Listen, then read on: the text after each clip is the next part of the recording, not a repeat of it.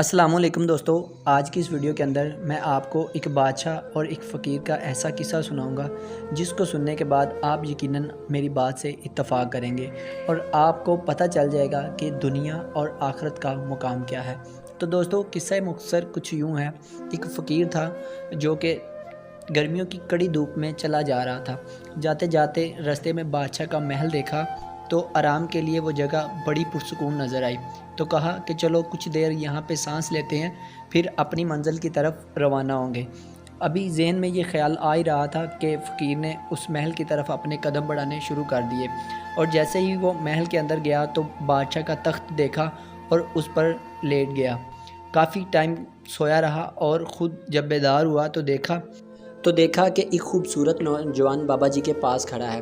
تو اس درویش نے پوچھا کہ آپ میرے پاس کیا کر رہے ہیں؟ تو انہوں نے کہا، بادشاہ نے کہا کہ یہ محل میرا ہے اور میں اس کا بادشاہ ہوں، اور جس تخت پہ آپ آرام فرما رہے ہیں یہ تخت میرا ہے۔ تو انہوں نے کہا کہ بیٹا نہیں، یہ تو ایک مسافر خانہ ہے اور یہ تخت بھی ایک مسافر خانے میں پڑا ہے۔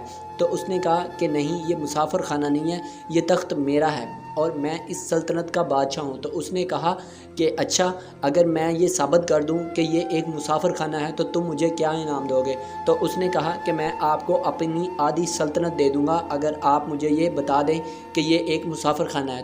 جس پر فقیر نے بڑے دھیمے لہجے سے کہا کہ بیٹا، تم سے پہلے یہ تخت کس کے پاس تھا؟ تو اس نے کہا کہ میرے بابا کے پاس۔ تو فقیر نے پھر پوچھا کہ آپ کے بابا کے سے پہلے کس کے پاس تھا؟ تو اس نے کہا میرے دادا کے پاس۔ تو اس نے کہا کہ آپ کے دادا سے پہلے یہ تخت کس کے پاس تھا؟ تو اس نے کہا میرے پردادا کے پاس۔ تو اس نے کہا بیٹا وہ کہاں ہیں؟ انہوں نے کہا جی وہ تو چلے گئے ہیں۔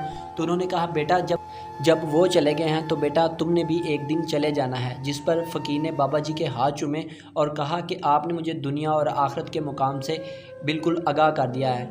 اللہ تبارک و تعالیٰ آپ کو اور مجھ کو آخرت کے مقام سے آگاہ ہونے کی توفیق دے، اور آپ ہمارے چینل کو سبسکرائب کر کے جائیں۔ اللہ تعالیٰ آپ کو جزائے خیر دے۔ ملتے ہیں نیکسٹ ویڈیو میں۔ اللہ حافظ۔